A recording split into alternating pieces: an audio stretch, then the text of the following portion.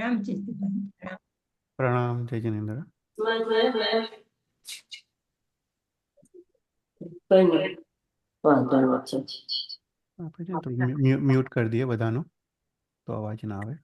પછી તમારે ક્વેશ્ચન હોય તો પૂછજો, તો એ વખતે અનમ્યુટ કરી દેજો. પ્રણામ જય Jinendra. Welcome to 53rd class of Tirthankar Charitra. Will start with મંગલાચરણ. नमो हरियंतानम नमो सिद्धानम नमो आयर्यानम नमो वज्जायानम नमो लोये सब्बसावनम ऐसो पंचन मुक्कारो सब पाव प्रासनो मंगलानंच सवे सिम परममय मंगलम राग द्वेष विजेतारम ज्ञातारम विश्ववस्तु न सक्र पूज्य गिरामेशम तीर्थे संश्रुतिमानये पन्नगे च सुरेन्द्रे च कौशिके पाद संस्कृते निर्विशेष मनस्काय श्री वीर स्वामिने नमः. प्रणाम जय जिनेन्द्र. तो आज हम एक नया सूत्र प्रारंभ कर रहे हैं. उसका नाम है अरिहंत चेय्यानम स्तोत्र. अद्भुत स्तोत्र है, छोटा स्तोत्र है, पर इसमें जो रहस्य छुपे हुए हैं वो अद्भुत है. तो अरिहंत चेय्यानम स्तोत्र, इसकी रचना गणधर भगवंतों ने की है. और ये स्तोत्र में जो अरिहंत भगवान के जो चैत्य है उसकी स्तवना की गई है, इसलिए इसका नाम चैत्य स्तव कहा गया है. तो चैत्य अर्थात क्या? चैत्य अर्थात जिनालय, जिन मंदिर, और उसमें जो विराजमान जो जिन प्रतिमा है, जिन बिंब है, उसको चैत्य कहते हैं. तो ये स्तोत्र में जो जिन प्रतिमा है, जिनालय में जो जिन प्रतिमा विराजमान है, उसकी स्तवना की गई है, इसलिए इसका दूसरा नाम चैत्य स्तव है. तो जो चैत्य शब्द है वो चित्त शब्द से बना हुआ है. जब हम हरिहंत भगवान की प्रतिमा का दर्शन करते हैं, अपने अंदर एक प्रशस्त समाधि उत्पन्न होती है, अपने अंदर चित्त की प्रसन्नता उत्पन्न होती है और शुभ भाव उत्पन्न होते हैं. तो हरिहंत भगवान की प्रतिमा अपने अंदर शुभ भाव उत्पन्न होने का एक अद्वितीय कारण है.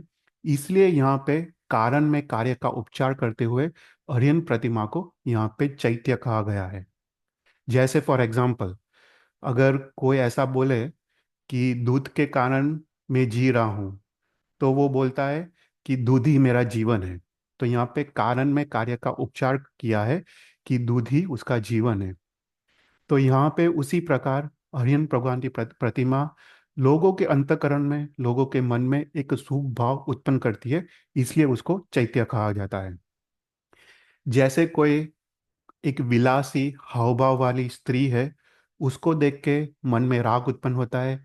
ऐसे ही हरिहंत भगवान की प्रतिमा को देख के वैराग्य उत्पन्न होता है, संवेग, निर्वेद आदि शुभ भाव उत्पन्न होते हैं. जो प्रसन्न रस में निमग्न हरिहंत भगवान की प्रतिमा है, उसको देख के हमको उनके उपकार याद आते हैं, उनके गुण याद आते हैं, और हमको उनके चारित्र के जीवन के प्रसंग याद आते हैं. तो ये एक अद्वितीय लाभ है, इसलिए हरिहंत भगवान की प्रतिमा को चैत्य कहा गया है. तो यहाँ पे समझना है कि जो जीव हरिहंत भगवान की प्रतिमा का दर्शन करता है, उसके अंदर जब शुभ भाव उत्पन्न होते हैं, तो उसके लिए ही वो चैत्य बनता है. अगर हम दर्शन करें और अपने अंदर शुभ भाव उत्पन्न ना हो, तो वो भगवान की प्रतिमा अपने लिए चैत्य नहीं बनती है. राइट. तो हरियन चेयानम करेमी कौसगम. तो यहाँ पे शास्त्र में शुभ भाव को उत्पन्न करने के लिए अनेक कारण बताए गए हैं. राइट. शास्त्र में, योग शास्त्र में कलिकाल सर्वज्ञ हेमचंद्राचार्य ने शुभ भाव उत्पन्न होने के अनेक कारण बताए हैं, पर उसमें जो सबसे प्रशस्त कारण है वो अरिहंत भगवान की भक्ति है. तो जैसे विहरमान तीर्थंकर की भक्ति अपने अंदर शुभ भाव उत्पन्न करती है, ऐसे ही जो जिनालय में जो जिन प्रतिमा विराजमान है, उसकी भक्ति भी अपने अंदर शुभ भाव उत्पन्न करती है, और वो यावत मोक्ष तक वो फल देती है.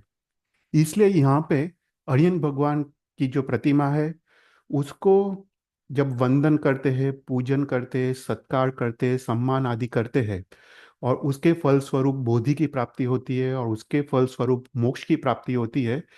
ऐसे शुभ प्रणिधान पूर्वक यहाँ पे एक संकल्प किया है, एक यहाँ पे एक प्रतिज्ञा की है कि मैं कौसक करता हूँ.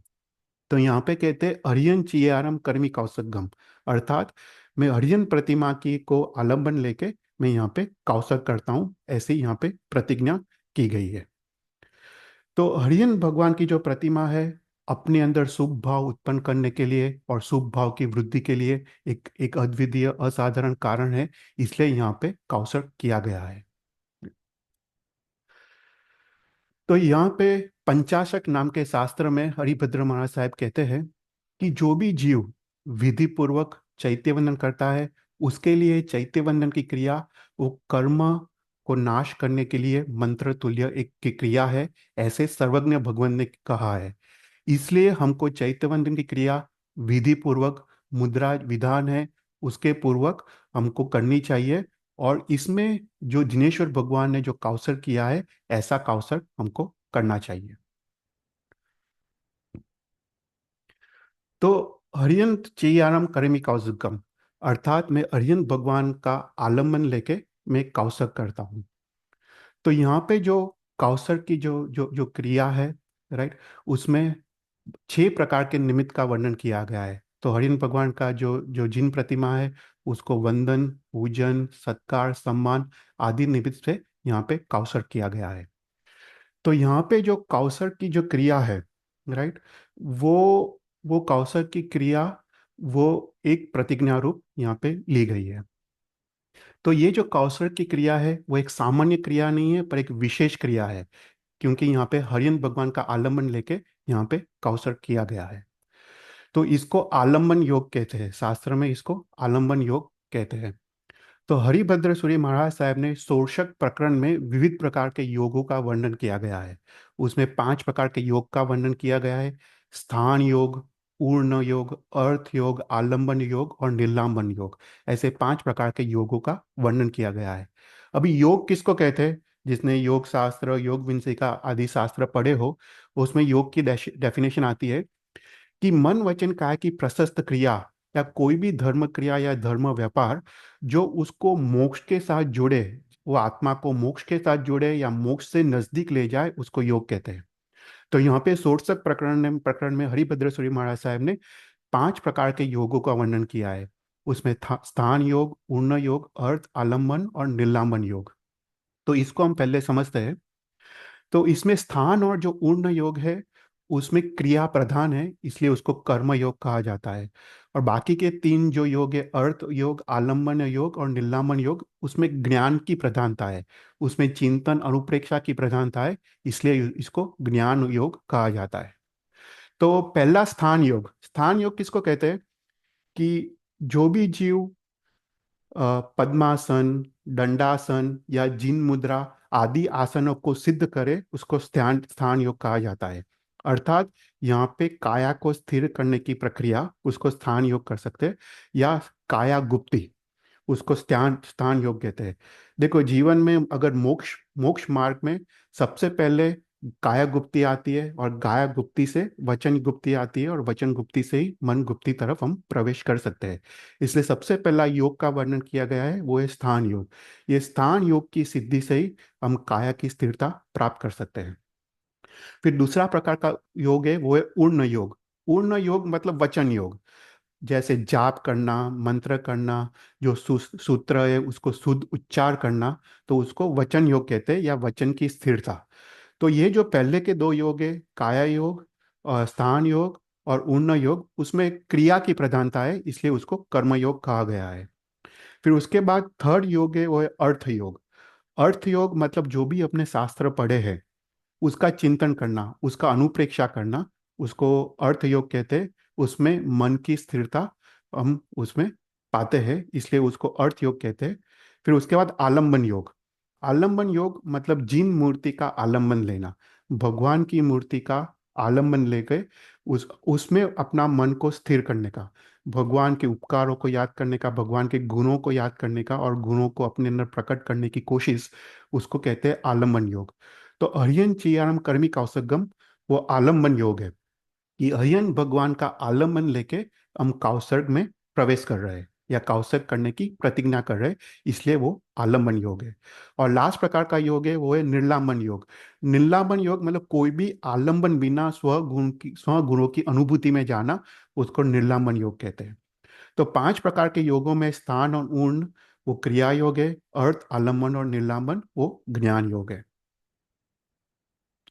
उसके बाद योग शास्त्र में कलिकाल सर्वज्ञ हेमचंद्राचार्य ने विविध प्रकार के आलम्बन योगों की बात की है। उसमें जो सबसे श्रेष्ठ या सबसे प्रशस्त जो आलम्बन योग है वो है जिन मूर्ति का आलम्बन। यहाँ पे योग शास्त्र में कलिकाल सर्वज्ञ लिखते हैं, राग द्वेष विकारों से रहित, शांत सुंदर और मनोहर, शुभ लक्षणों से युक्त, योग मुद्रा में मनोरम, अन्य दर्शनों में नहीं कहे गई ऐसी जिन प्रतिमा को देख के अपने चक्षु में आनंद होता है, अपना अपना मन अपने स्थिर होता है, उसका आलमन लेके जो ध्यान करते कौशक करते उसको रूपस्थ ध्यान कहा गया है। ध्यान अलग टाइप के होते हैं, रूपस्थ ध्यान, पिंडस्थ ध्यान, पदस्थ ध्यान, सबको याद होंगे 4 प्रकार के ध्यान है। उसमें जिन मूर्ति का आलंबन लेना वो है भगवान के रूप का आलंबन लेना, भगवान के निर्विकारी स्वरूप का आलंबन लेना, उसका जो प्रसम रस की जो कषाय रहित अवस्था है उसका आलंबन लेना, वितराग दशा का आलंबन लेना, उसको रूपस्थ ध्यान कहा गया है। अर्थात हरियन चेयाराम कर्मी कौशलगम मतलब वो रूपस्थ ध्यान नाम का आलंबन योग का वो क्रिया है। कोई भी क्वेश्चंस? तो यहाँ पे अरियन चेयरम कर्मी कौशगम, हम अरियंत भगवान की मूर्ति का आलंबन लेके मैं कौशक करता हूं, ऐसी यहाँ पे संकल्प या प्रतिज्ञा की गई है। इसकी पुष्टि नेक्स्ट सेंटेंस में की गई है, वंदनवत्याय, पूर्णवत्याय, सकारवत्याय, सम्मानवत्याय, बोहिलाभवत्याय, निर्गसगवत्याय। तो वत्याय मतलब क्या? वत्याय मतलब निमित्त। अभी निमित्त के शास्त्र में 2 अर्थ है। एक अर्थ है कारण, राइट। फॉर एग्जाम्पल हम बोलते हैं कि ये निमित्त मिला और मैंने ये कार्य किया, राइट। जैसे दवा मैंने ली और स्वास्थ्य हुआ, तो दवा एक निमित्त हुआ, राइट। जैसे मैंने आहार लिया तो शक्ति आई, तो आहार वो निमित्त है, और जो शक्ति आई वो कार्य है। तो निमित्त वो कारण के रूप में उपयोग किया गया है। और दूसरा जो अर्थ है निमित्त का है वो है फल, फल या प्रयोजन। अर्थात हम कहते हैं प्रतिक्रमण में कि कर्मक्षय निमित्ते कौशक करूँ। मतलब क्या? कि वो कौशक से मेरा कर्म का क्षय हो, मतलब मुझे वो फल मिले, कर्मक्षय का फल मिले। जैसे कर्मक्षय निमित्त मैं तप करता हूँ कि मुझे ये तप की क्रिया से मेरे आत्मा का कर्म का क्षय हो। तो निमित्त के 2 अर्थ है, एक एक कारण और दूसरा है फल या प्रयोजन। ये सूत्र में जो अर्थ लेना है वो दूसरा अर्थ लेना है, वो है फल या प्रयोजन। वो अर्थ में यहाँ पे निमित्त शब्द का प्रयोग किया गया है। तो यहाँ पे इसको हम समझते हैं। तो बोलते हैं कि अरियन चियारम करमी कौशगम, मतलब अरियन भगवान की मूर्ति का मैं आलम्बन लेके मैं कौशक करता हूँ। तो कौन से निमित्त से कौशक करता हूँ? तो 6 निमित्त से मैं कौशक करता हूँ। वंदनवती आय, पूर्णवती आय, सकारवती आय, समानवती आय, बोहिलाभवती आय और निर्गसकवती आय, राइट। अर्थात हम जिन प्रतिमा को वंदन करते हैं, वंदन करने के बाद जो हमको फल की प्राप्ति होती है, मुझे वो फल की प्राप्ति इस कौशक से हो। जिन मूर्ति को हम पूजन करते हैं, पूजन से जो फल की प्राप्ति होनी हो, वो फल की प्राप्ति मुझे एक कौशक से हो। भगवान को सत्कार करते, आंगी करते आदि, तो उससे जो हमको फल की प्राप्ति होनी हो, मुझे एक नौकर के कौशक से हो। और सम्मानवती आए मतलब हम जब भाव स्तुति स्तवन आदि करते हैं, राइट, तो उसमें जो फल की प्राप्ति होती हो वो मुझे कौशक से प्राप्त हो, राइट। तो यहाँ पे समझते हैं कि देखो, हम हरियन चेयरम, हम चैत्यवंदन की क्रिया करते हैं। तो चैत्यवंदन क्रिया में क्या करते हैं? सबसे पहले हम इरिया विया करते हैं, जो भी जीवों की विराधना हुई है उसको उसको क्षमापना करते हैं, और उसके क्षमापना के लिए हम एक लोकगस का कौशक करते हैं, राइट। अपना जो भी धर्म क्रिया है वो सबसे पहले जीवों की समापना से शुरू होती है, इसलिए सबसे पहले हम एक लोकगस का कौशक करते हैं। फिर क्या करते हैं? स्तुति स्तवन आदि काफी कुछ करते हैं, राइट। नमोत्तुनम स्तोत्र द्वारा भगवान को 33 गुणों द्वारा उनकी स्तवना करते, वंदन करते, नमस्कार करते। उसके बाद क्या करते, जय विराज स्तोत्र में प्रणिधान करते हैं। उसका दूसरा नाम हमने देखा था, प्रणिधान सूत्र है कि हम भगवान से 13 चीजों की मांगते हैं, राइट। भव निव्यो मग्गानुसाया इट्ठबल सिद्धि लोक विरुद्ध शाहो, राइट। इसका हमने अर्थ देखा था कि 13 चीज चीज हम भगवान से मांगते हैं, उसको प्रणिधान कहते हैं, शुद्ध प्रणिधान, शुभ विचार, राइट। फिर उसके बाद क्या करते हैं, उसके बाद खड़े होके अरियन चेयरम करके हम कौसक करते हैं, राइट। तो अरियन चेयरम में काउसर कितने नौकार का आता है? मात्र एक नौकार का। देखो अभी सोचो, एक नौकार के काउसर से हमको जिन मूर्ति के वंदन से जो फल मिलने वाला है, वो फल मात्र एक नौकार के काउसर से मिल रहा है। जिन मूर्ति के पूजन से जो फल मिलने वाला है, मुझे मात्र एक नौकार के काउसक से मिलने वाला है। भगवान को जो सत्कार करते, सम्मान करते, उसके जो फल मिलने वाला है, मुझे वो फल मात्र एक नौकर के कौशक से मिले। तो एक नौकर के कौशक से इतना सारा फल मिलने वाला है, तो वो कौशक कैसा होना चाहिए? तुम सोचो, एक नौकर के कौशक से हमको बोधि लाभ, सम्यक दर्शन की प्राप्ति, निर्वसकवत्याय मोक्ष की प्राप्ति मिलने वाली है। तो वो कौशक कैसा होना चाहिए? वो कौशक के वक्त ये एक महापराक्रम का कार्य है। इसलिए ये जो कौशक जो लेना है, वो हमको धीरता से, वीरता से और उल्लास पूर्वक के कौशक को लेना है। सोचना है कि मुझे मात्र एक नौकर के कौशक से इतना सारा फल मिलने वाला है, तो वो कौशक कैसा होना चाहिए? उसमें ध्यान की निश्चलता कैसी होनी चाहिए? उसमें अपना शुभ विचार, श्रद्धा कैसी होनी चाहिए? तो एक नौकर का कौशक जब हम नेक्स्ट टाइम करें, तो हमको सोचना चाहिए कि इतने सारे फल, राइट, मुझे मात्र एक नौकार के कौशक से मुझे मिलने वाला है।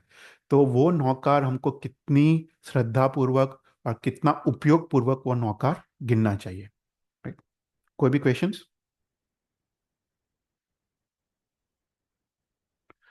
तो अरियंत चीयानम करमी कौशगम, राइट। इसका मतलब है जिनालय में जो जिन मूर्ति है, उसका आलम्बन लेके मैं कौशक करता हूँ या रूपस्थ ध्यान में मैं प्रवेश करता हूँ, उसकी मैं प्रतिज्ञा करता हूँ।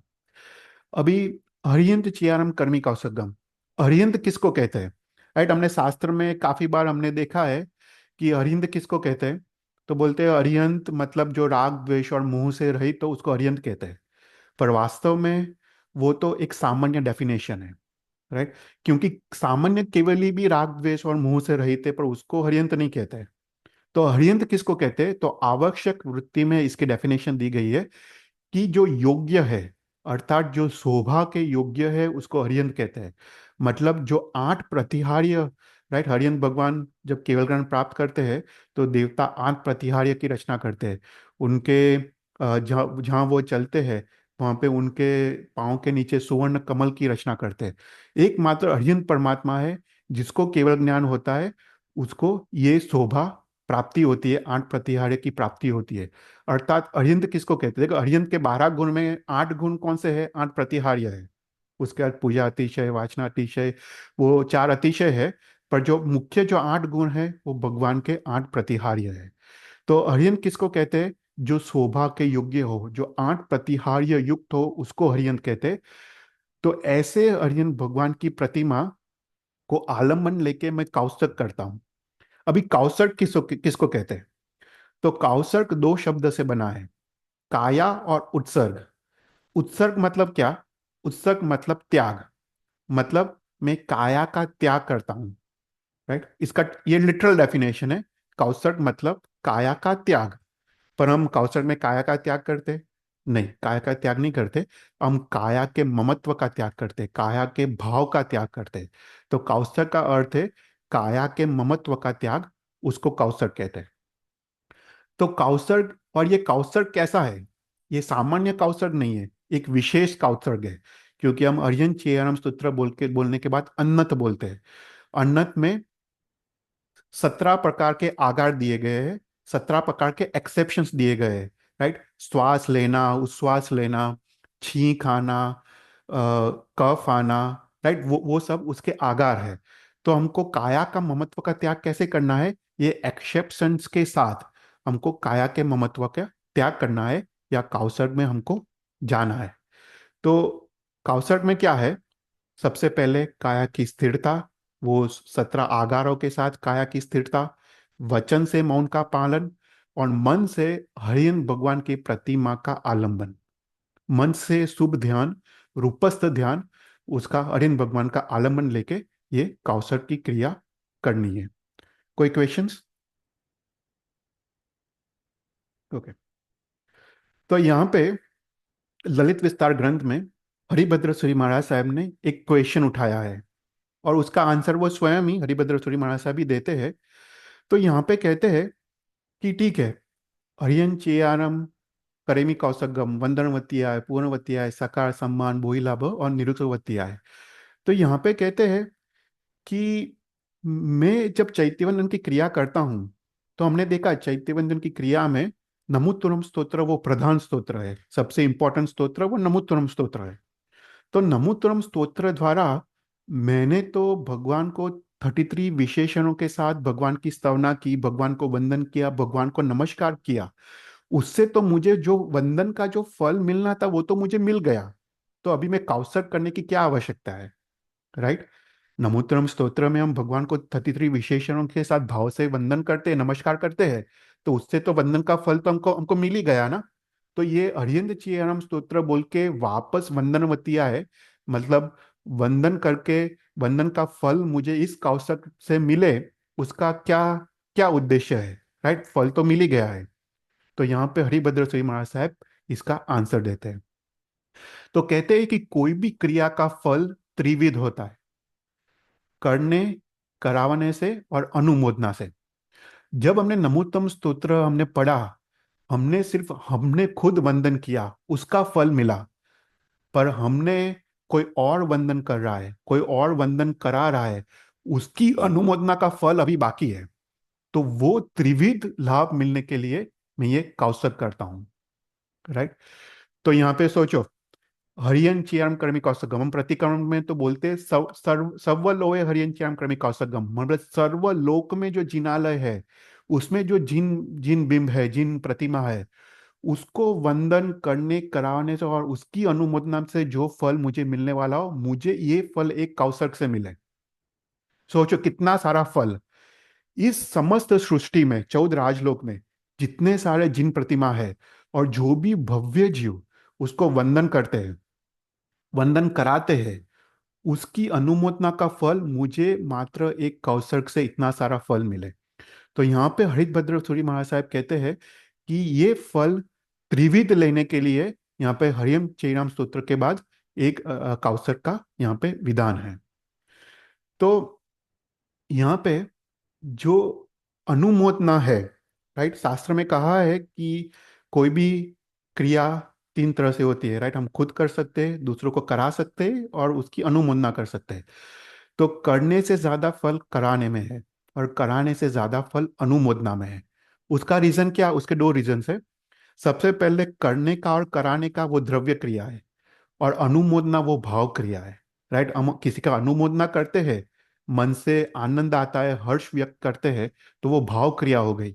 तो शास्त्र में भाव क्रिया का फल द्रव्य क्रिया से अवश्य ज्यादा होता है। दूसरा चीज, हम अगर क्रिया करते हैं, हम वंदन करते हैं, तो क्या करते हैं? खुद वंदन करते हैं, तो एक ही पर्सन हुआ, हम खुद वंदन करते हैं। पर हम जब किसी को वंदन कराते हैं, फॉर एग्जाम्पल हम पूजन JSH में रखते हैं, तो 100 लोग पूजन में ज्वाइन होते हैं।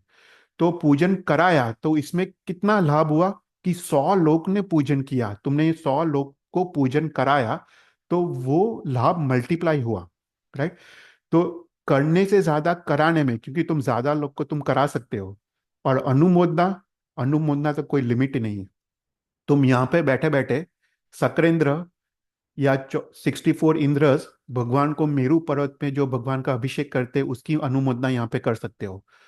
तुम पूरे सृष्टि में जो भी भव्य जीव है वो भगवान की पूजा करते हैं, उसकी अनुमोदना का फल यहाँ पे बैठे बैठे तुम ले सकते हो। तो अनुमोदना में तो कोई लिमिट नहीं है। तो इसलिए करने से ज्यादा कराने में फल है, और कराने से ज्यादा उसकी अनुमोदना में फल है। तो अनुमोदना क्यों करनी चाहिए? तो शास्त्र में ललित विस्तार ग्रंथ में उसके 2 रीजंस बताए हैं। सबसे पहले, अनुमोदना करने से कोई भी क्रिया का फल उच्च से उच्चतम हो जाता है। जैसे यहाँ पे शालिभद्र का प्रसंग यहाँ पे लिया है ललित विस्तार में, कि शालिभद्र ने पूर्व भाव में, हमको सबको पता है कि उन्होंने एक मुनि को सुपात्र दान दिया, राइट, और अच्छे भाव से दिया। हमको इतना स्टोरी स्टोरी पता है। पर ललित विस्तार ग्रंथ में हरिभद्र श्री महाराज साहब लिखते हैं कि मात्र इतना नहीं हुआ है, वो शालिभद्र के जीव ने पूरी जिंदगी इसकी अनुमोदना की है, स्व सुकृत की अनुमोदना। ये अनुमोदना दोनों करनी है, स्व सुकृत की अनुमोदना करनी है और पर सुकृत की भी अनुमोदना करनी है। तो उसने सोचा कि मुझे कैसा उत्तम लाभ मिला कि मेरे को एक मुनि भगवंत को खीर बनाने का लाभ मिला। ऐसा वो उसने पूरी जिंदगी उसने स्व सुकृत की अनुमोदना की है और वो हर्ष और आनंद में पूरी जिंदगी बिताई है। इसलिए उसका फल मल्टीप्लाई मल्टीप्लाई मल्टीप्लाई होते गया, इसलिए वो शालिभद्र बना, राइट। तो ये अनुमोदना का फल है कि कोई भी क्रिया का फल उच्च से उच्चतम हो जाता है, वो पहला फल है। दूसरा रीजन अनुमोदना क्यों करनी चाहिए, तो बोलते अनुमोदना से ईर्ष्या और स्वार्थ का त्याग होता है। देखो, हम किसी की अनुमोदना कैसे कर सकते हैं? अंदर से वो क्रिया अच्छी लगे, अंदर से वो जीव वो जो क्रिया कर रहा है वो अच्छी लगे, तभी उसका हृदयपूर्वक अनुमोदना शक्य है, राइट। तो ईर्ष्या और स्वार्थ से क्या होता है, तो शास्त्र लिखता है नीच गोत्र का बंध होता है। हम कोई भी, अगर कोई जीव भगवान की भक्ति कर रहा हो या सपोज तप कर रहा हो, उसकी हम ईर्ष्या करें, तो दूसरे भाव में नीच गोत्र का बंध होगा, जैन कुल भी नहीं मिलेगा। तो ईर्ष्या से नीच गोत्र का बंध होता है। तो अनुमोदना उसका ऑपोजिट, उच्च गोत्र का फल मिलता है। हमने जब नमोत्तरम स्तोत्र देखा, उसमें हमने देखा अभय दयाम चक्कु दयाम मगध दयाम। चक्कु दयाम में क्या देखा कि उसको तीन गुण उत्पन्न होते हैं, राइट। धर्म, प्रशंसा, धर्म रुचि, धर्म अभिलाषा और धर्म प्रशंसा। धर्म प्रशंसा मतलब वो जीव कहीं पे भी धर्म देखता है, कहीं पे भी अहिंसा, दान, वैयावच, पूजा, कहीं पे भी कोई भी प्रकार का धर्म देखता है, उसको अंदर हर्ष और आनंद होता है। वो है धर्म प्रशंसा। वो एक सम्यक दृष्टि जीव का एक लक्षण है। सम्यक दृष्टि जीव कैसा होता है कि वो कहीं पे भी धर्म देखे उसको आनंद आनंद की अनुभूति होती है, वो अनुमोदना है, राइट। इसके बिना तो सम्यक दर्शन भी नहीं है, राइट। एक अट्ठई, सपोज हमने पर्यूषण में अट्ठई किया है और दूसरा जो जीव है उसने अट्ठई नहीं किया है, वो अगर चौविहार कर रहा है पर्यूषण में, तो अट्ठई वाला जीव वो चौविहार वाले वाले जीव की अनुमोदना करेगा हृदयपूर्वक। वो सोचेगा कि इसने इसने कितना अच्छा इसने तप किया है, राइट। तो वो अनुमोदना है, नहीं कि अभिमान अहंकार। अभिमान और अहंकार से सम्यक दर्शन जो आया है वो भी चला जाता है। तो यहाँ पे अनुमोदना का फल वो सम्यक दर्शन की प्राप्ति है। सम्यक दर्शन जीव कहीं पे भी धर्म देखेगा, उसके हृदय में आनंद और उल्लास आएगा। तो अनुमोदना का फल है उच्च गोत्र का बंध। तो यहाँ पे हरिभद्र श्री महाराज साहब लिखते हैं कि हरियन चेरम कर्मी कौसगम, अर्थात मैं किस लिए, किस प्रयोजन से कौसक करता हूं, कि इस सृष्टि में जो भी भव्य जीव है, भव्य जीव हरियन भगवान की प्रतिमा का वंदन करते हैं, पूजन करते हैं, सत्कार करते हैं, सम्मान करते हैं, और उससे जो फल वो प्राप्त करते हैं, वो फल मुझे मात्र एक नौकर के कौशक से प्राप्त हो। इतना सारा फल मात्र एक नौकर के कौशक से प्राप्त हो। तो अभी नेक्स्ट टाइम सोचना कि ये नौकर कैसा होना चाहिए, कितने ध्यान उल्लास और श्रद्धा के साथ ये नौकर गिनना चाहिए। कोई भी क्वेश्चंस? પ્રણામ ચેતન. हम्म। સબ્બલોય અરિયન છે અને ખાલી અરિયન છે એમ એ બે બોલીએ તેમાં શું ફરક હોય?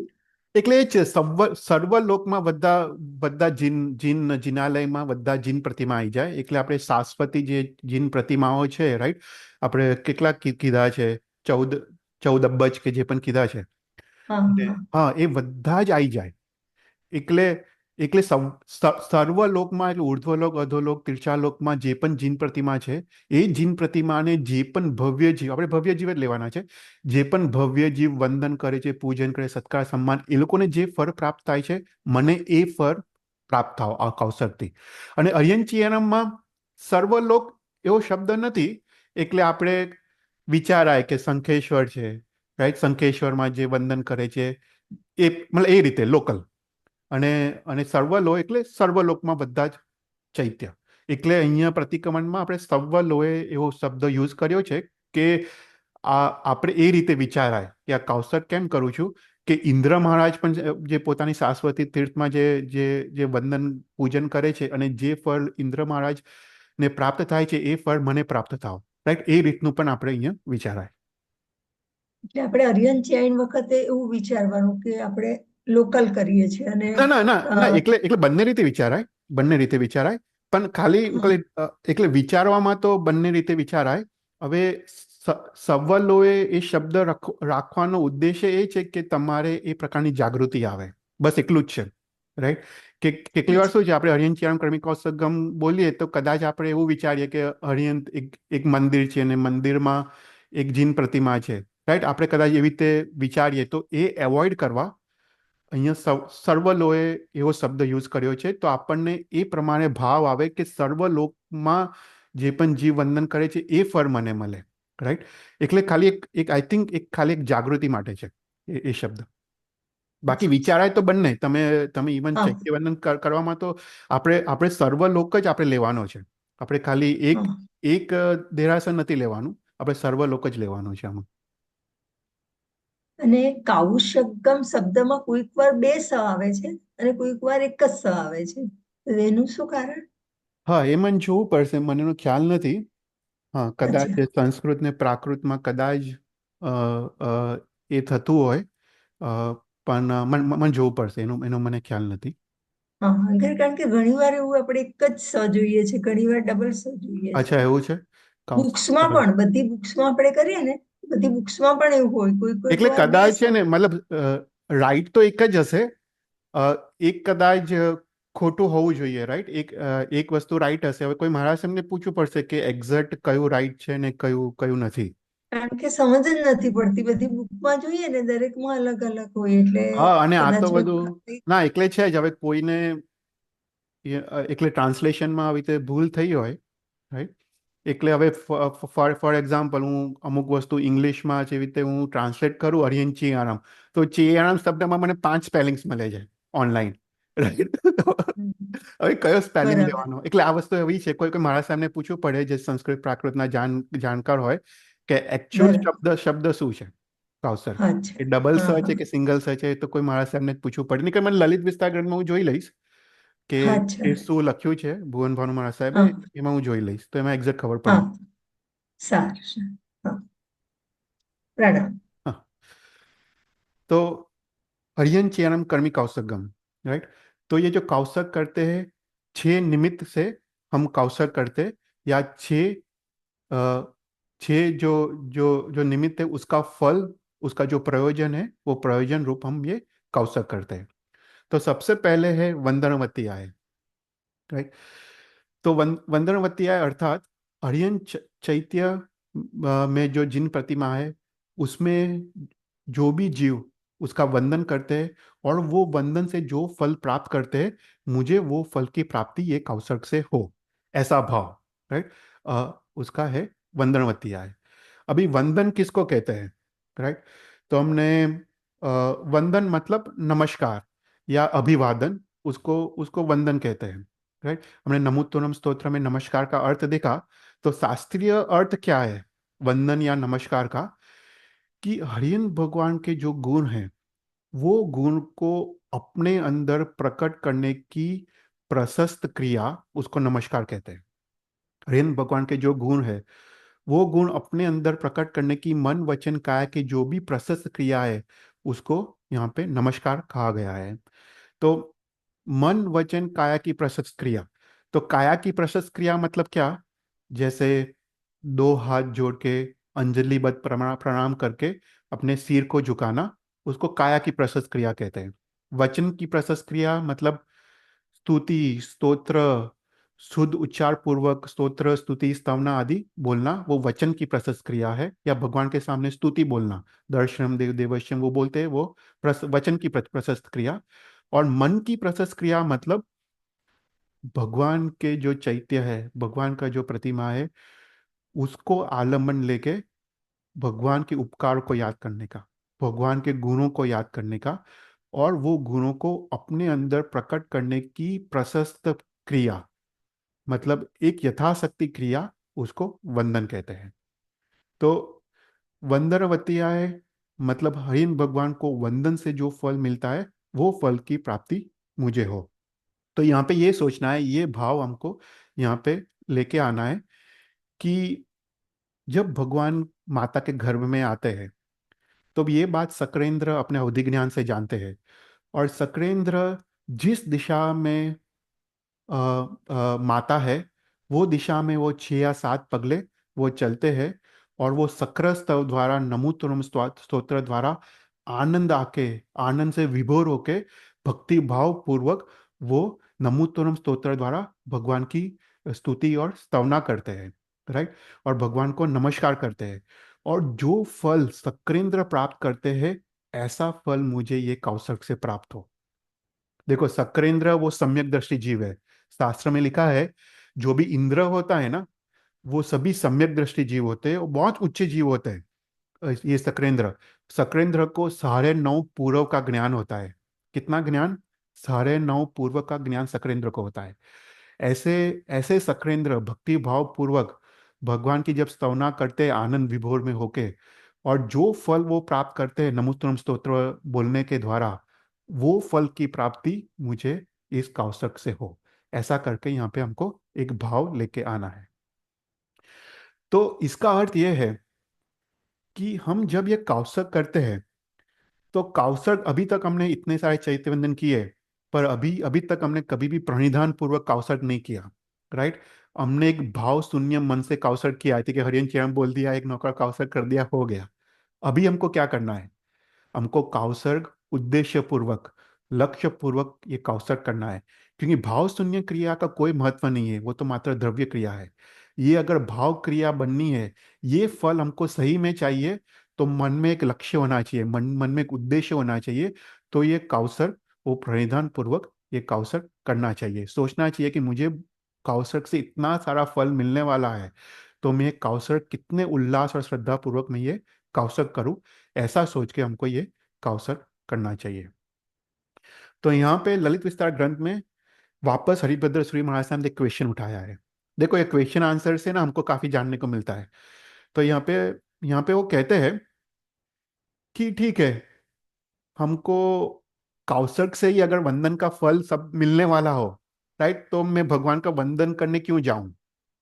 राइट, पहले हमने देखा कि अगर नमोत्थुरम स्तोत्र से ही वंदन करने का फल मिल रहा हो, तो मैं कौसक क्यों करूं? अभी उल्टा क्वेश्चन कर रहे हैं, राइट।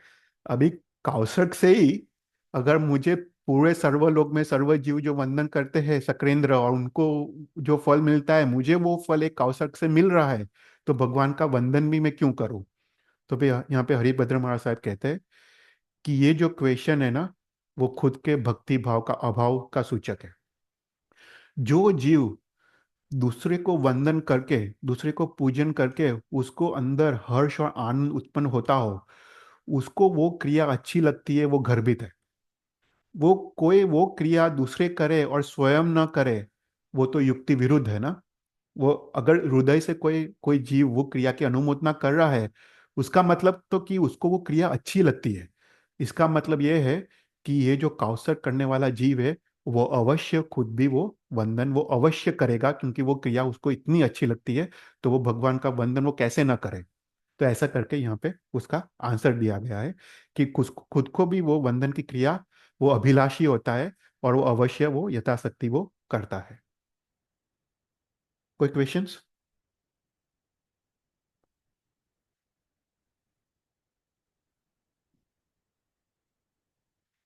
अभी दूसरा, पुअनवत्ती आए और सकारवत्ती आए। पुअन मतलब पूजन, और सकार मतलब सत्कार।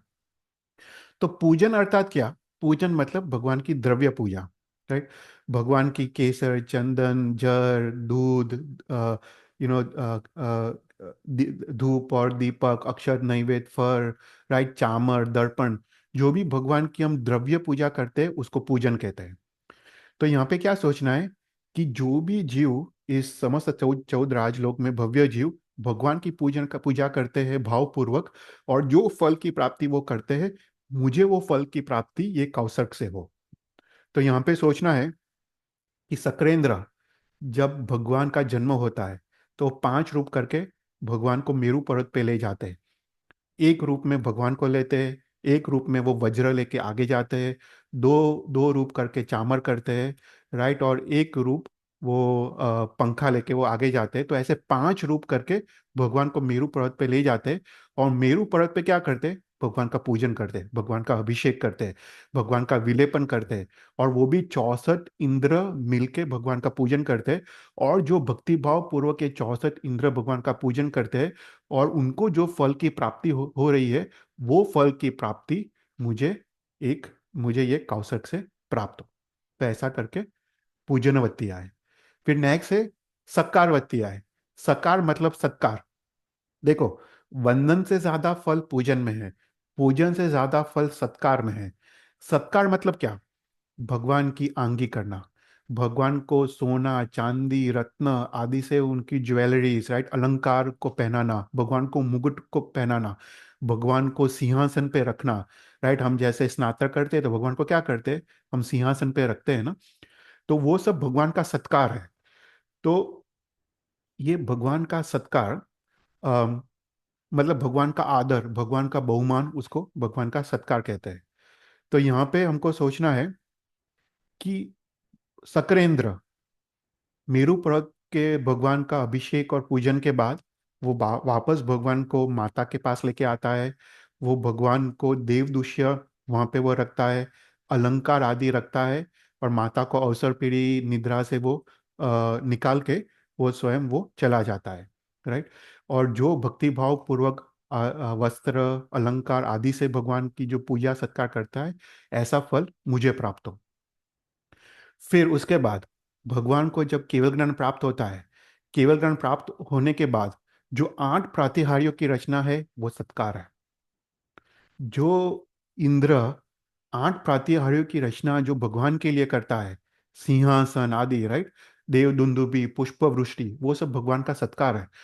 तो वो भाव से जो करता है और वो जो फल की प्राप्ति करता है, मुझे ऐसा फल की प्राप्ति एक अवसर से हो। फिर भगवान का जब दीक्षा लेते हैं तो उसको चोका से बधाते हैं, राइट। वो सोना सोना के चोखा होता है, उससे वो देवेंद्र राजा आदि उसको बधाते हैं, उसको सत्कार कहते हैं। भगवान की देशना के बाद भी भगवान को बधाते हैं। तो ये सब सत्कार है। तो ये जो भक्ति भाव पूर्वक लोग जो करते हैं और जो फल की प्राप्ति करते हैं, वो फल की प्राप्ति मुझे इस कौशक से हो। देखो, इतना सारा फल की प्राप्ति मात्र एक कौशक से एक नौकर का कौशक से होने वाला है, राइट। तो सोच सकते हैं एक नौकर कैसा होना चाहिए। तो अभी एक अद्भुत यहाँ पे डिस्कशन किया है ललित विस्तार ग्रंथ में। तो यहाँ पे हरिभद्र सूरी महाराज साहब क्वेश्चन उठाते हैं कि ठीक है, ये अर्यन चीनम स्तोत्र है, ये स्तोत्र किसके लिए है? इसका विषय क्या है? श्रावक के लिए है, साधु के लिए, या दोनों के लिए है ये स्तोत्र? क्योंकि साधु को तो द्रव्य पूजा का निषेध है, वो अगर द्रव्य पूजा करे तो भी उनको प्रायश्चित लगता है। तो अगर साधु को द्रव्य पूजा का निषेध है, तो उसके फल स्वरूप वो कौसर कैसे कर सकता है? देखो कितना सुंदर क्वेश्चन है यहाँ पे, राइट। हमको पता है साधुगण हरिजन चेरम बोलते हैं और कौसक करते हैं, चैतन्य करते हैं ना। तो यहाँ पे एक अति सुंदर क्वेश्चन उठाया है कि साधु को तो द्रव्य पूजा का निषेध है, और जो चीज का निषेध हो उसकी अनुमोदना फल वो कौसक कैसे कर सकते हैं, राइट। तो ये सूत्र का विषय कौन है? श्रावक है, साधु है, या दोनों है? और फिर दूसरा क्वेश्चन उठाया है कि ठीक है, श्रावक तो खुद ही वंदन पूजन सत्कार कर सकता है, तो उसको कौसर करने की क्या आवश्यकता है? तो उसके लिए भी कौसर निष्फल है, क्योंकि वो खुद तो कर ही रहा है। तो यहाँ पे हरिभद्र सूरी महाराज साहब ने पहले आंसर दिया है, उसके बाद हम थोड़ा डिटेल में सोचते हैं। पर आंसर यहाँ पे दिया है।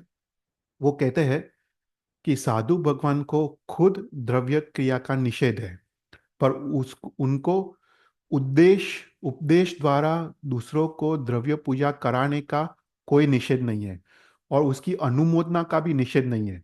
मतलब साधु भगवान स्वयं द्रव्य पूजा न करे, पर दूसरों को वो करा सकते हैं और उसकी अनुमोदना भी कर सकते हैं।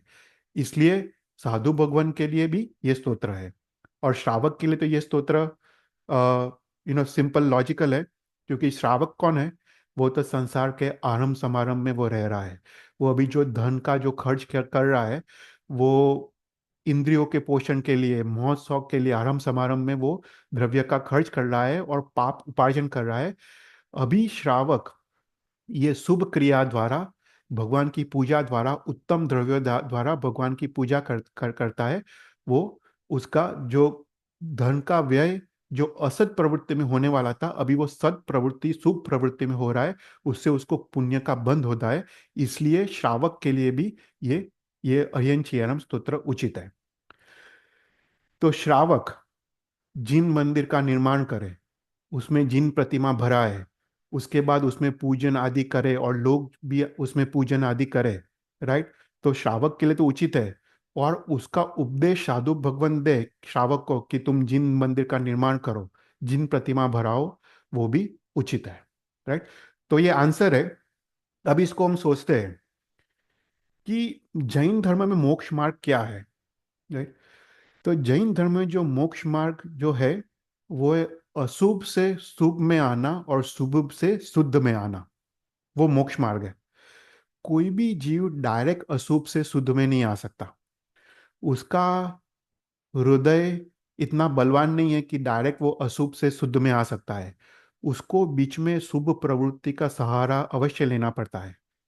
जो श्रावक संसार में रचा पचा है, मौत शौक में रचा पचा है, उसका धन का जो खर्च वो इंद्रियों के पोषण के लिए हो रहा है, उससे उसको पाप उपार्जन हो रहा है।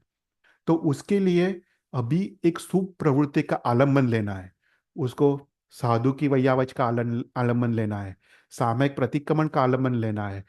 उसको दान, अनुकंपा दान, जीवन दान, सुपात्र दान का आलम्बन लेना है। उसको जिन पूजा का आलम्बन लेना है। ये शुभ प्रवृत्ति है।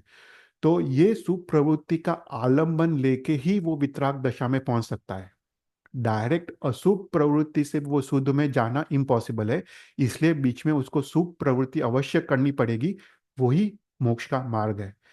जैसे जो जीव पाप में रचा पचा है, उसके लिए तो पुण्य उपार्जन करना पड़ता है, राइट। वो डायरेक्ट पाप का त्याग, पुण्य उपार्जन के बिना पाप का त्याग नहीं कर सकता है, राइट। तो उसको पुण्य करते करते करते उसका पाप नाश होता है।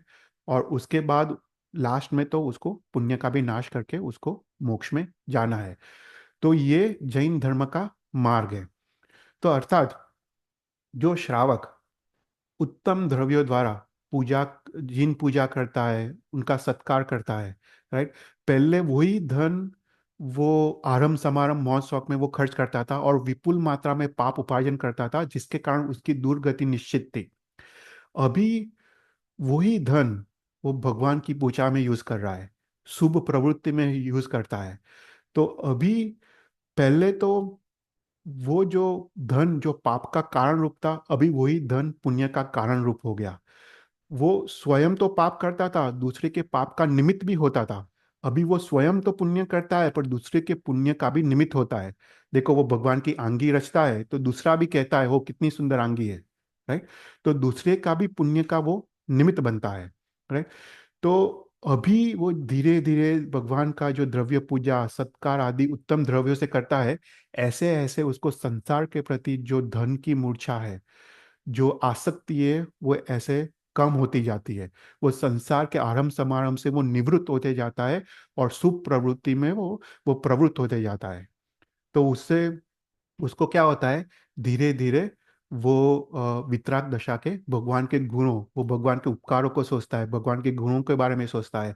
वो गुणों को अपने अंदर प्रकट करने की कोशिश करता है और धीरे धीरे वो वितराग दशा तरफ पहुंचता है। तो इसलिए ये जो प्रवृत्ति है जिन पूजा और जिन सत्कार, वो श्रावक के लिए उचित है, राइट। अभी साधु भगवान के बारे में सोचते हैं, राइट। तो श्रावक के लिए तो ये प्रवृत्ति उचित है। अभी साधु भगवंत, राइट। साधु भगवंत कभी एक जिन प्रतिमा को देखते हैं, राइट, उसमें जो लगी हुई आंगी को देखते हैं, तो साधु के मन में भी हर्ष उत्पन्न होता है ना, राइट। शंकेश्वर पार्श्वनाथ में कलापुरी शर्मा महाराज से जाते हैं, कलापुरी शर्मा महाराज साहब ने शंकेश्वर की आंगी देखी, बोली कितनी शुभ, कितनी सुंदर आंगी है। तो उनको भी हर्ष होता है, उनको भी आनंद होता है और वो भी अनुमोदना करते हैं। तो साधु को स्वयं द्रव्य पूजा का तो निषेध है, पर उसका उपदेश और उसकी अनुमोदना का निषेध नहीं है। तो साधु भगवंत श्रावक को उपदेश द्वारा जिन पूजा में और जिन सत्कार में अवश्य जोड़ सकते हैं, और उनको जोड़ना ही चाहिए। क्योंकि साधु को वो उपदेश में वो श्रावक को कहते हैं कि तुम्हारा जिन पूजा करने का और जिन सत्कार करने का वो एक कर्तव्य है। वो साधु जब भगवान भगवान जब उपदेश देते हैं, उनके उपदेश के पीछे निवृत्ति वो कारण है, प्रवृत्ति कारण नहीं है, निवृत्ति कारण है। देखो, साधु का हमने नमोत्तरम स्तोत्र में ये डिटेल में देखा था कि साधु भगवंत किसको कहते हैं निश्चय से। वो सर्व जीव हिताशय उनका भाव होता है, वो दूसरे जीव को हित करने का उनको भाव होता है, वही निश्चय से साधु है। वो श्रावक को जो पाप प्रवृत्ति से निवृत्त करके उनको शुभ प्रवृत्ति में जोड़ना वो साधु का कर्तव्य है। राइट, वो इससे श्रावक का हित होता है, और वो धीरे धीरे वो दुर्गति से बच के वो सदगति की तरफ आता है। इसलिए साधु का भी ये कर्तव्य है कि श्रावक को उपदेश दे, और श्रावक जो पूजा कर रहा है उसकी भी वो अनुमोदना करे। इसलिए साधु के लिए भी ये हरियन चेयनम, ये स्तोत्र बोलना आवश्यक है, और उसका फल रूप कौसर करना भी आवश्यक है। कोई क्वेश्चंस? तो तो यहाँ पे क्वेश्चन आता है, राइट, ललित विस्तार ग्रंथ में फिर वापस एक काउंटर क्वेश्चन किया है कि इसका प्रमाण क्या। राइट, कि ठीक है, तुम बोलते हो साधु को द्रव्य पूजा का निषेध है, पर वो उपदेश दे सकते, अनुमोदना कर सकते, इसका प्रमाण क्या? तो प्रमाण ये स्तोत्र है। अयन चेराम स्तोत्र वो स्वयं ही प्रमाण है, क्योंकि वो गंधर्व भगवंत रचित स्तोत्र है। गंधर्व भगवंत ने ये स्तोत्र दोनों श्रावक और साधु के लिए रचा है। वो ही एक प्रमाण है कि साधु को दूसरों को उपदेश देने द्वारा और उसकी अनुमोदना द्वारा उनको काउसर करना है। अगर ये स्तोत्र साधु ना बोले तो गंधर्व भगवंत की आसाधना का उनको भी वो प्रायश्चित आता है। और देशवीरती श्रावक के लिए तो जिन पूजा, राइट, और वो तो एक कर्तव्य है, उससे उसकी जो जो देशवीरती परिणाम है उसकी शुद्धि होते जाती है। तो शास्त्र में जो पूजा है वो दो प्रकार की है, एक द्रव्य पूजा और भाव पूजा। राइट, तो भाव पूजा किसको कहते हैं? हम जनरल डेफिनेशन हम जो भाव पूजा का करते हैं, मतलब भगवान की स्तुति करना, स्तवन करना, वो भाव पूजा है। पर शास्त्रीय डेफिनेशन भाव पूजा की ऐसी है कि भगवान के आज्ञा का पालन करना वो भाव पूजा है। भगवान की दो आज्ञा है, एक एक निषेध आज्ञा है और दूसरी विधि आज्ञा है। निषेध आज्ञा में हिंसा का त्याग करना वो निषेध आज्ञा है। विधि आज्ञा में क्या है? ध्यान करना, कौसर करना, स्वाध्याय करना, आदि आदि विधि आज्ञा है। तो भगवान की दो आज्ञा है, निषेध आज्ञा और विधि आज्ञा। ये दोनों आज्ञा का पालन करना वो भाव पूजा है। अभी दोनों आज्ञा का पालन संपूर्ण रूप से मात्र साधु भगवान कर सकते हैं। राइट, श्रावक के जीवन में तो हिंसा है, तो वो तो संपूर्ण रूप से पालन नहीं कर सकता है। तो भाव पूजा मात्र साधु को ही पॉसिबल है। तो जो द्रव्य पूजा है, वो श्रावक जो द्रव्य पूजा करता है, वो भाव पूजा का अधिकार योग्यता प्राप्त कराता है श्रावक को। देखो, जब श्रावक जब द्रव्य पूजा भगवान की करता है, राइट, तो वो भगवान के उपकारों को याद करता है। भगवान परम अहिंसक है, परम अपरिग्रही है, और ऐसे भगवान की पूजा करते करते उसको भी अहिंसा और अपरिग्रह के परिणाम उत्पन्न होते हैं। और धीरे धीरे धीरे धीरे वो साधु भगवान के जीवन की तरफ, वो वीरती धर्म की तरफ वो आगे बढ़ता है, और वो भाव पूजा की तरफ वो आगे बढ़ता है। इसलिए भी श्रावक को द्रव्य पूजा वो आवश्यक है, मात्र भगवान की आज्ञा नहीं है, पर एक कर्तव्य भी है। और दूसरा, जब हम धन का विनियोग करते हैं, तो उत्तम पात्र को, सुपात्र को जब धन का विनियोग करते हैं, उसका फल उत्तम आता है। राइट, तो यहाँ पे सर्वोत्तम पात्र कौन है? अरिहंत भगवान है। तो अरिहंत भगवान पे जब हम धन का विनियोग करते हैं, उत्तम द्रव्य से पूजा करते हैं, उत्तम सोना चांदी अलंकारों से, रत्नों से भगवान की आंगी करते हैं, तो उत्तम द्रव्यों द्वारा जब उत्तम पात्र को हम विनियोग करते हैं, उसका फल भी उत्तम ही आता है। इस कारण से श्रावक को द्रव्य पूजा अवश्य करनी चाहिए। कोई क्वेश्चंस?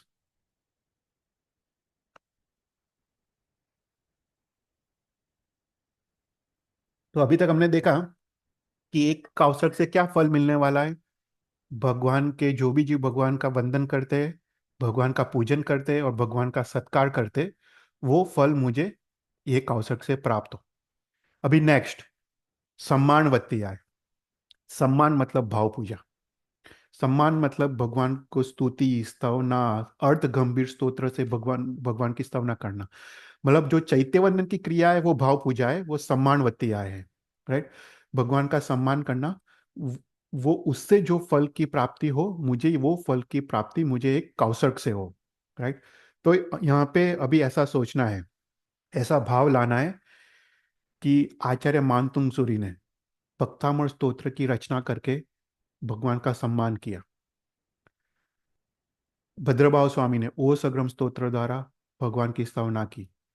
मानदेव सूरी ने लघु शांति स्तोत्र द्वारा शांतिनाथ भगवान की स्तवना की। आनंद गण सूरी सूरी महाराज ने 24 जिन स्तवन रच के भगवान की स्तवना की। देवचंद्र महोपाध्याय यशो विजय ने 24 जिन स्तवन की रचना करके जो भक्ति भाव पूर्वक भगवान की स्तवना की, और वो फल जिन लोगों ने प्राप्त किया, राइट, मानतुंग सूरी ने, हरिभद्र सूरी महाराज साहब ने, यशो विजय, आनंद गण, ऐसा फल की प्राप्ति मुझे ये कौशक से प्राप्त हो, ऐसा उच्च भाव यहाँ से यहाँ पे लेके आना है। तो सम्मानवती आय से क्या क्या क्या लाभ है, क्या फल की प्राप्ति मिलती है? तो शास्त्र में लिखा है, उससे आत्मा का आनंद प्राप्त होता है, विपुल मात्रा में पुण्य उपार्जन होता है, और विपुल मात्रा में कर्मक्षय होता है। ये सम्मानवती आय भाव पूजा का महत्व है। तो हमको सोचना चाहिए कि ऐसा फल मुझे भी आत्मा का आनंद प्राप्त हो, मुझे भी विपुल मात्रा में पुण्य उपार्जन हो और कर्म का क्षय हो, ऐसा फल मुझे ये कौशक से प्राप्त हो। ऐसा करके यहाँ पे सम्मानवती है, यहाँ पे बोलना चाहिए। अभी सम्मान मतलब क्या? राइट, ठीक है, भगवान का गुण कीर्तन आदि सम्मान कहते हैं। तो ललित विस्तार ग्रंथ में सम्मान का डेफिनेशन है प्रीति विशेष। ऐसा करके सम्मान का डेफिनेशन लिया है, प्रीति नहीं पर प्रीति विशेष। तो शास्त्र में 4 प्रकार के अनुष्ठान की बात की है। प्रीति अनुष्ठान, भक्ति अनुष्ठान, वचन अनुष्ठान और असंग अनुष्ठान। राइट। तो प्रीति अनुष्ठान मतलब क्या? प्रीति अनुष्ठान मतलब भगवान के प्रति प्रीति, भगवान के प्रति आदर, भगवान के प्रति बहुमान, भगवान ने जो वचन कहा है वो वचन पे आदर, भगवान ने जो विधि कही है वो विधि पे आदर। राइट, भगवान के उपकार को याद करना, वो सब प्रीति अनुष्ठान है। भक्ति अनुष्ठान मतलब क्या? भक्ति अनुष्ठान मतलब भगवान के प्रति समर्पण भाव। भगवान एकमात्र हरियन परमात्मा ही मेरे आराध्य है, एकमात्र हरियन भगवान ही मेरे शरणभूत है। उसको अविच्छिन्न परम अनुरक्ति, हम वो सक्रम स्तोत्र में भक्ति की बात कर रहे थे, तो शास्त्रीय डेफिनेशन क्या है? अविच्छिन्न परम अनुरक्ति, परम अनुराग, 24 शाश्वती लय का परम अनुराग, कि उसको 24 घंटे सिर्फ भगवान ही याद आए, भगवान की आज्ञा ही याद आए, और भगवान को आज्ञा को पालन करते करते ऐसा आनंद प्राप्त हो, तो उसको भक्ति कहते हैं। तो सम्मानवती आय मतलब भक्ति अनुष्ठान है। वंदनवती आय, पूर्णवती आय, सकारवती आय वो प्रीति अनुष्ठान है। सम्मानवती आय मतलब भक्ति अनुष्ठान। तो हम प्रीति अनुष्ठान से भक्ति अनुष्ठान में जो फल प्राप्त होने वाला है वो फल की मांगनी यहाँ पे कर रहे हैं। राइट। तो उसके बाद थर्ड अनुष्ठान कौन सा है? वचन अनुष्ठान। तो देखो, प्रीति और भक्ति तो प्राप्त हो गई, प्रीति पर प्रीति और भक्ति में भी क्या है कि हम जो क्रिया कर रहे हैं वो क्रिया निर्तिचार नहीं है, उसमें निद्रा है, प्रमाद है, विकथा है, इसके कारण वो जो क्रिया है उसमें विराधना संभव है। पर वचन अनुष्ठान मतलब अप्रमत्त दशा का अनुष्ठान, जो सेवंत गुणस्थानक में जो साधु भगवान जो अनुष्ठान करते हैं उसको वचन अनुष्ठान कहते हैं। कि निर्तिचार वो विधि का क्रिया का पालन, उसको वचन अनुष्ठान कहते हैं, वो भक्ति अनुष्ठान से भी ऊपर है। और लास्ट है असंग अनुष्ठान। असंग अनुष्ठान मतलब सूर्य जैसे परिभ्रमण, जैसे अर्थ जैसे सूर्य का परिभ्रमण करता है सहज रूप से, राइट, चंद्र जैसे धरती का भरत का परिभ्रमण करता है, वो सहज रूप से करता है, उसी प्रकार अभी उसकी क्रिया सहज रूप से हो रही है। उसको नहीं भक्ति और प्रीति की आतुरता है, उसको नहीं शास्त्र का ज्ञान की जरूरत है। वो अभी जो क्रिया कर रहा है वो सहज रूप से ऑटोमेटिकली उसकी जो क्रिया हो रही है उसको उसको असंग अनुष्ठान कहते हैं। तो प्रीति अनुष्ठान से भक्ति अनुष्ठान से वचन अनुष्ठान, और वचन अनुष्ठान में से असंग अनुष्ठान की तरफ हमको करना है। तो सम्मानवती आय से भगवान को क्या मांग रहे हैं कि जो भी ऐसे महापुरुष ने भगवान की भक्ति की, इंद्र महाराज ने भी जो भगवान की भक्ति की और जो फल की प्राप्ति हुई, ऐसे फल की प्राप्ति मुझे भी एक अवसर से प्राप्त हो। राइट। अभी फिफ्थ, बोई लाभवती आय। कोई भी क्वेश्चंस?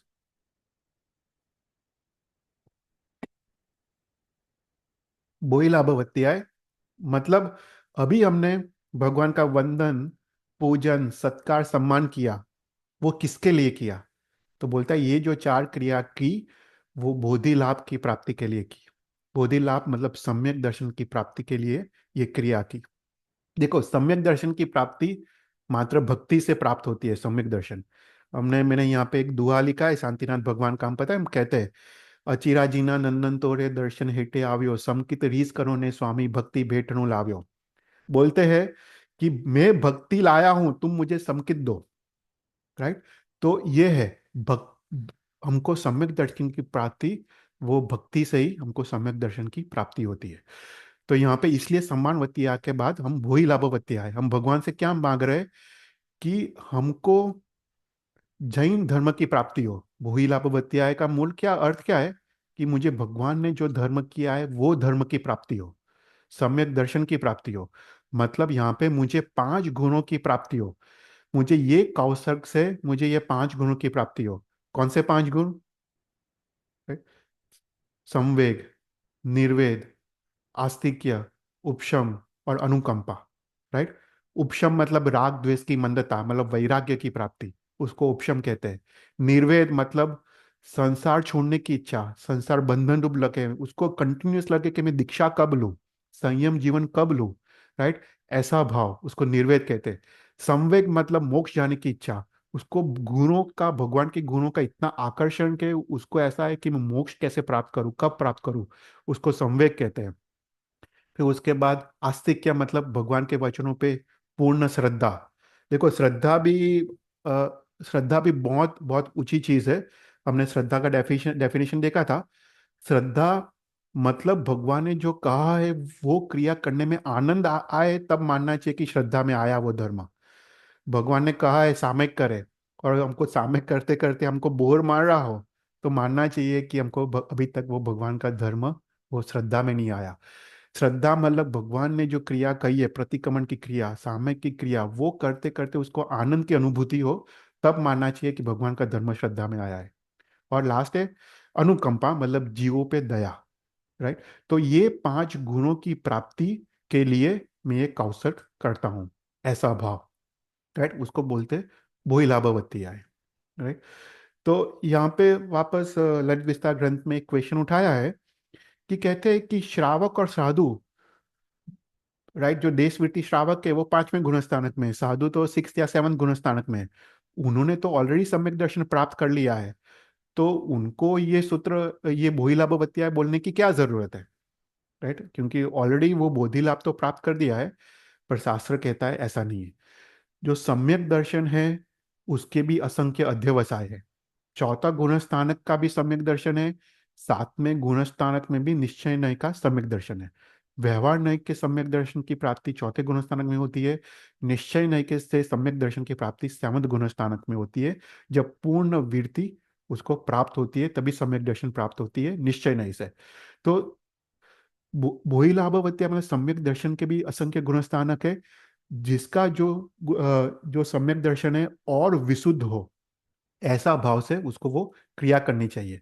और किसी को तो सर्व शौक श्रमिक सम्यक दर्शन हो, उसको तो शायिक कक्षा के सम्यक दर्शन की को मांगना है। और जिसके पास शायिक कक्षा का सम्यक दर्शन हो, उसको तो सपक श्रेणी का कषाय रहित अवस्था भी का सम्यक दर्शन उसको मांगना है। राइट। तो उत्तरोत्तर उत्तरोत्तर हमको सम्यक दर्शन हमको मांगना है। इसलिए ये भोई सबके लिए है, साधु के लिए भी है और श्रावक के लिए है। कोई क्वेश्चंस? और लास्ट है निरुक्तवत्याय। निरुक्तवत्याय मतलब उपसर्ग स्थान। निरुपसर्ग मतलब उपसर्ग रहित स्थान की प्राप्ति। उपसर्ग रहित स्थान कौन सा है? मोक्ष की प्राप्ति, राइट। जन्म, जरा और मृत्यु वो सबसे बड़े उपसर्ग है। वो उपसर्ग का रहितपना मात्र मोक्ष में है। तो मोक्ष की प्राप्ति के लिए मैं ये कौशक करता हूँ, राइट।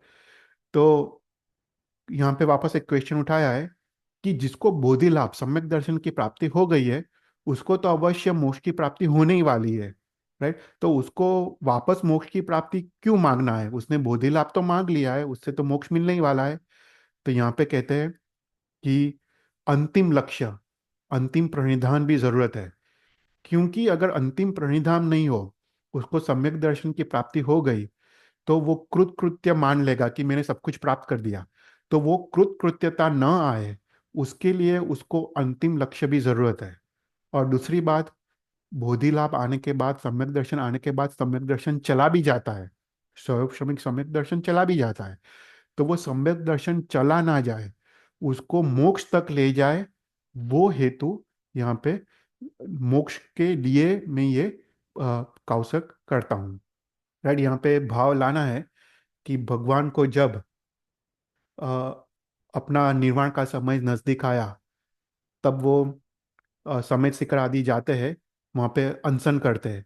अनशन करने के बाद वो मन, वचन और काया की क्रिया को रुंधते हैं, राइट। शैलेशीकरण की प्रक्रिया करते हैं।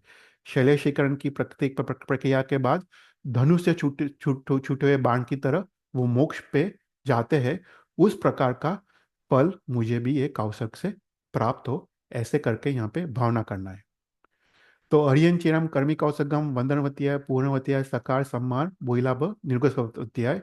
इसका अर्थ है कि हरियन भगवान के चैत्य में जो जिन प्रतिमा है, उसमें जो भी भव्य जीव उनका वंदन करते, पूजन करते, सत्कार करते, सम्मान करते, उसके फल स्वरूप बोधि लाभ की प्राप्ति और उसके फल स्वरूप मोक्ष की प्राप्ति मुझे ये कौशक से हो, ऐसा करके ये कौशक हमको करना है। तो आज का क्लास हम यहाँ पे एंड करते हैं। नेक्स्ट क्लास में हम आगे आगे देखते हैं कि ये कौशल कैसे करना है। श्रद्धा है, मेहा है, धी है, धारणा है, वो कौशल कैसे करना है उसकी पूरी प्रक्रिया दी है। अद्भुत स्तोत्र है, छोटा सा स्तोत्र, पर अर्थ गंभीर और अद्भुत स्तोत्र है। तो हम नेक्स्ट क्लास में फिर आगे कंटिन्यू करते हैं। कोई क्वेश्चंस?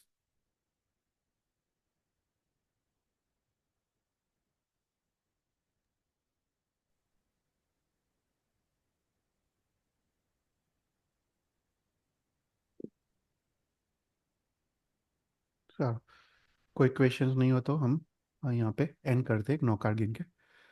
नमो हरियंतानम, नमो सिद्धानम, नमो आयरियनम, नमो उज्जायनम, नमो लोय सहसावनम, ऐसो पंच नमुकारो सह पापराशनो मंगलानंच सवसिन परमय मंगलम। जी नागनाथ वीरो बुलाए तो मिच्छामी डोकरो।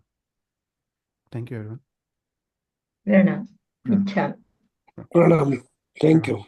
प्रणाम। जय जय जिनेन्द्र। जय जिनेन्द्र। प्रणाम। जय जिनेन्द्र। जय जिनेन्द्र।